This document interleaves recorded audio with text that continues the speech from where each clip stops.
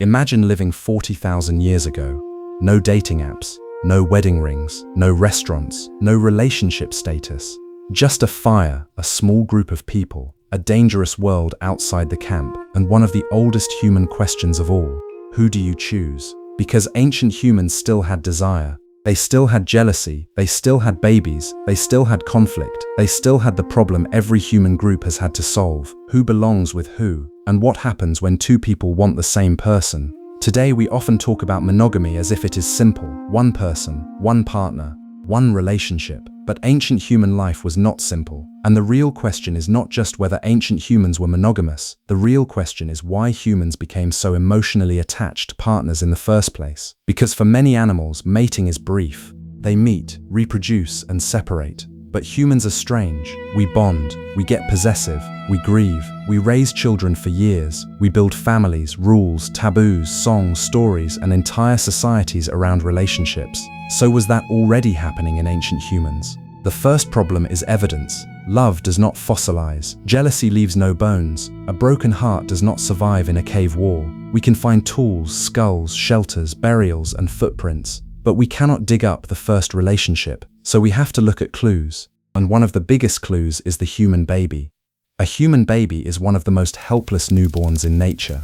A baby horse can stand quickly. A baby deer can move. Many young animals develop fast because they have to, but human babies are born fragile, slow, and completely dependent. They cannot walk, they cannot feed themselves, they cannot survive alone for even a short time. And the problem does not end after a few months. Human childhood is long, very long. A human child needs food, protection, teaching, warmth, social learning, and constant care for years. That changed everything. Because if a baby takes that much time and energy to raise, then survival becomes a group project. A mother alone in a dangerous ancient world would have faced enormous pressure. She needed food, protection, help carrying children, help watching them, help when she was sick, help when another baby arrived before the older child was independent. This is where pair bonding may have mattered. A stable partner could help provide food, protection, and support. But it was probably not only about one man and one woman hiding away like a modern nuclear family. Ancient humans lived in groups. Grandmothers mattered, siblings mattered, aunts, uncles, older children, allies, and trusted group members mattered. Human babies were not just raised by two people. They were often raised inside a network. This is one reason humans are so different. We are not only pair bonding animals, we are cooperative breeders. We survive by sharing care, but that does not mean pair bonds were useless. A close bond between two adults could still create trust, and trust was powerful. If one person returned with food again and again, if one person protected a child, if one person shared warmth, shelter, and attention, that bond could become more than mating. It could become partnership, and partnership could help children survive. But here is where it gets complicated. If monogamy means one lifelong partner with no exceptions, ancient humans were probably not perfectly monogamous everywhere. Human societies are too flexible for that. Across human cultures, we see pair bonds, marriage, divorce, remarriage, jealousy, affairs, polygyny, lifelong partnerships, temporary relationships, and many different rules around sex and family. That tells us something important. Humans are not locked into one simple mating system. We are flexible. But if monogamy means that humans often form strong pair bonds, then yes, that may be very ancient. The human body and mind carry signs of this. We do not just mate, we attach, we remember, we compare, we feel betrayal, we want reassurance, we get jealous. And jealousy may sound like a modern emotional drama, but it may have ancient roots. In a small group, relationships were not private in the way they are now. If two people fought, everyone knew. If someone stole a partner, the group felt it. If a child's support became uncertain, survival could be affected. If rivalry became violent, the whole camp could become unstable.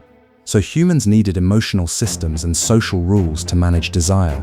That may be one reason jealousy exists, not because it is pleasant, but because in an ancient setting, losing a partner could mean losing support, status, protection, or certainty about children. Jealousy is dangerous, but it is also information. It tells the brain, this bond matters. The problem is that too much jealousy can destroy a group.